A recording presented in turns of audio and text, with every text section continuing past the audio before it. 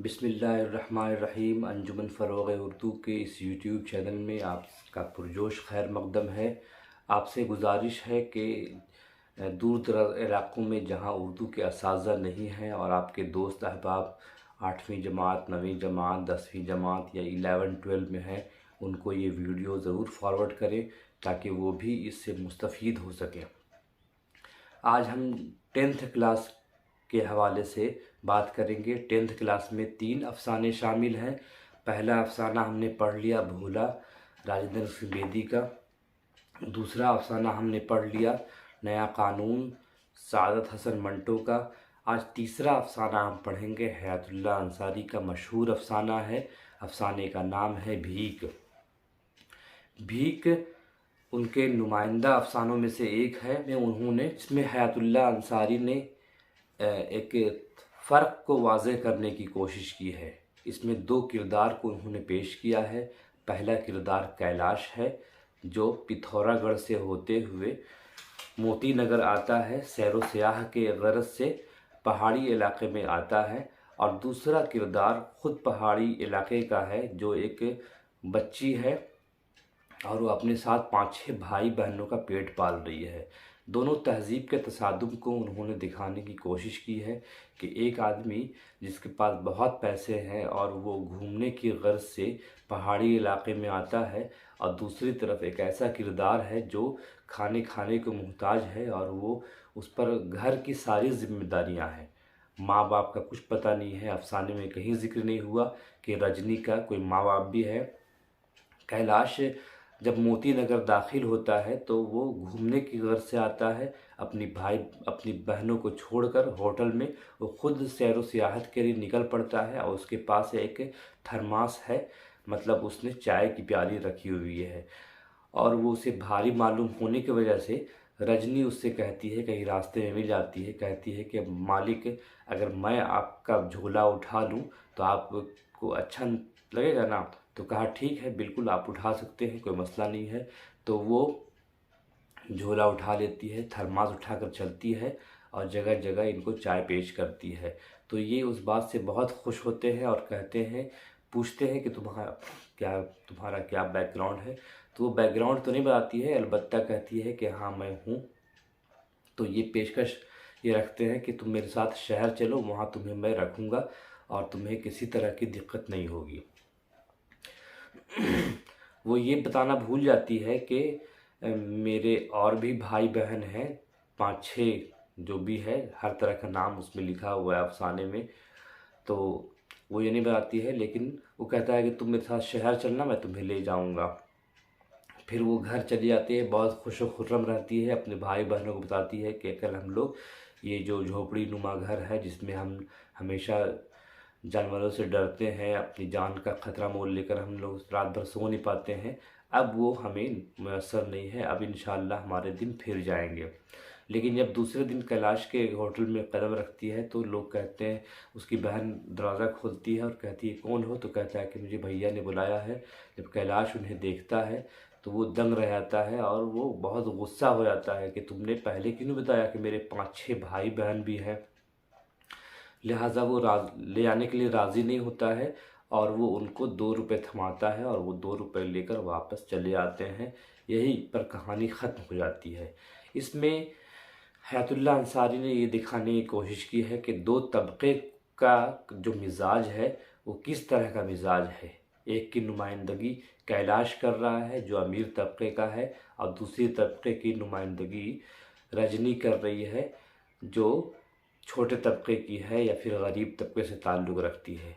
हयातुल्लाह अंसारी चूँकि तरक्की पसंद तहरीक से मुतासिर रहे हैं और इनके जो अफ़साने हैं, बेशतर अफ़साने हैं इसी नज़रिए के तहत लिखे गए हैं, लिहाजा उन्होंने इस अफ़साने में यही साबित करने की कोशिश की है कि इंसान का रवैया कैसे बदलता है और इंसान 2 तबक़ों में जो बटा हुआ है वो किस तरह से बटा हुआ है। अब हम हयातुल्लाह अंसारी की सवानें जानेंगे और उसके बाद चंद मारूज़ी सवालात करेंगे। उसके बाद हम लोग अगला सबक इंशाअल्लाह शुरू करेंगे। सबसे पहले हयातुल्लाह अंसारी की मुख्तसर सवानें जानेंगे। हयातुल्लाह अंसारी 1 मई یعنی 1 مئی 1912 عیسوی کو بمقام فرنگی محل لکھنؤ میں پیدا ہوئے۔ والد کا نام مولوی وحید اللہ انصاری تھا۔ آپ کے جد امجد یعنی دادا مولانا قطب الدین بارہ بنکی کے رہنے والے تھے۔ یہ بھی لکھنؤ کے پاس ایک علاقہ ہے۔ حیات اللہ انصاری نے ابتداءً اپنی نانی اماں سے قرآن مجید کا سبق لینا شروع کیا، مطلب جو ان کی ابتدائی تعلیم ہوئی وہ اپنی نانی سے ہوئی قرآن مجید کی۔ اس کے بعد مدرسہ نظامیہ فرنگی محل لکھنؤ سے مولانا کی سند لے کر 1926 میں فارغ ہوئے۔ مولانا سید علی نقوی، مولانا سید سبط حسن اور خلیل عرب سے عربی کی تعلیم پائی۔ 1929 عیسوی میں میٹرک پاس کیا۔ 1933 عیسوی میں علی گڑھ مسلم یونیورسٹی سے BA کیا۔ تعلیم سے فراغت کے بعد انہوں نے کچھ مدت مدرسہ نظامیہ فرنگی محل میں تدریس کے فرائض انجام دیے، مطلب پڑھایا وہاں پہ۔ مہاتما گاندھی کے ساتھ سابرمتی آشرم میں 10 برس گزارے اور اس کے بعد کانگریس میں شامل ہو گئے۔ 1937 سے 1976 تک ہندوستان قومی آواز اور سب ساتھ کے ایڈیٹر رہے۔ 1962 سے 1966 تک UP کے قانون ساز اسمبلی کے ممبر بھی رہے۔ 1966 سے 1972 تک راجیہ سبھا کے ممبر رہے۔ 1984 میں راجیہ سبھا ہندوستان کے ممبر بھی رہے۔ 18 فروری 1999 عیسوی کو لکھنؤ میں ان کا انتقال ہوا۔ حیات اللہ انصاری نے ادبی زندگی کی ابتدا بچوں کے لیے ڈرامے لکھ کر کی۔ بوڑھا سود خور کے عنوان سے پہلا افسانہ لکھا، جو رسالہ جامعہ کے جون 1930 میں شائع ہوا۔ افسانوی مجموعوں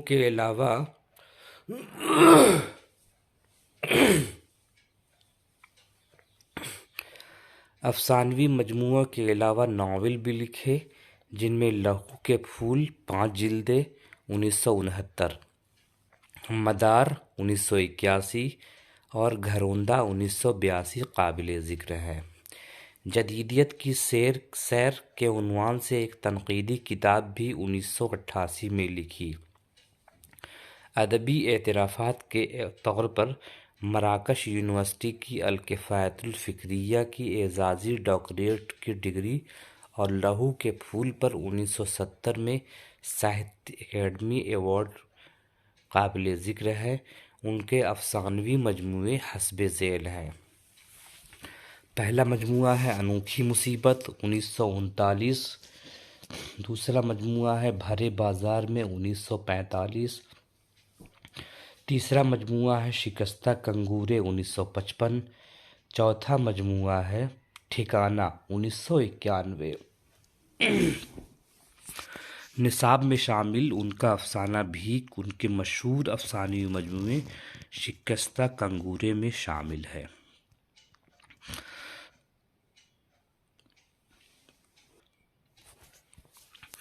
اب افسانہ بھیک کے حوالے سے چند معروضی سوالات دیکھ لیتے ہیں۔ سوال نمبر 1 ہے، حیات اللہ انصاری کا کون سا افسانہ نصاب میں شامل ہے؟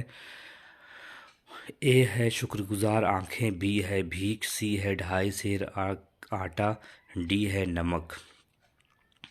آپشن ہوگا B بھیک۔ سوال نمبر 2، حیات اللہ انصاری کہاں پیدا ہوئے؟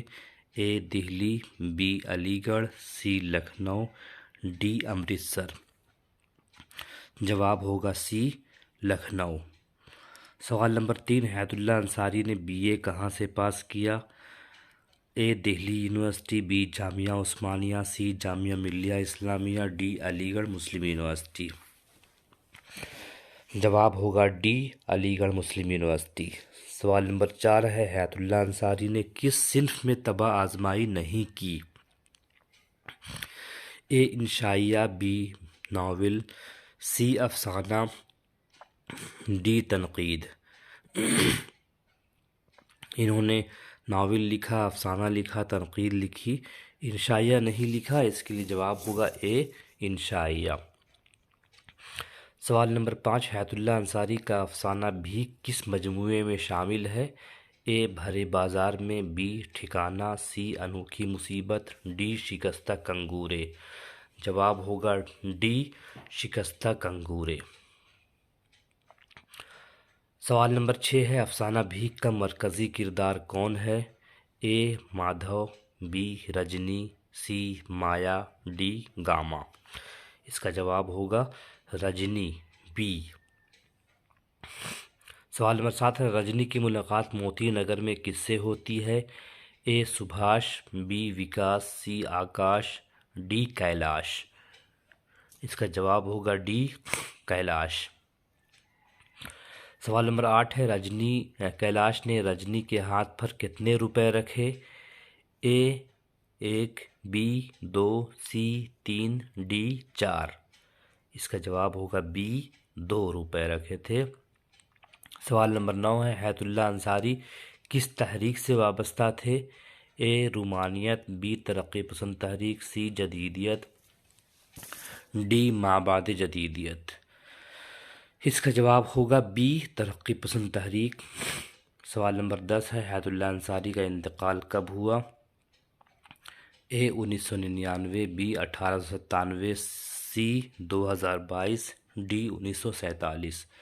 اس کا جواب ہوگا اے 1999 عیسوی کو ان کا انتقال ہوا۔ اس طرح سے آج ہم نے تینوں افسانے ختم کر لیے۔ اس کے بعد ہم اگلا سبق پڑھیں گے حالی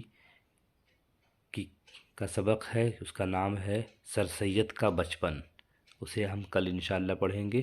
تب تک کے لیے اجازت دیجیے، خدا حافظ۔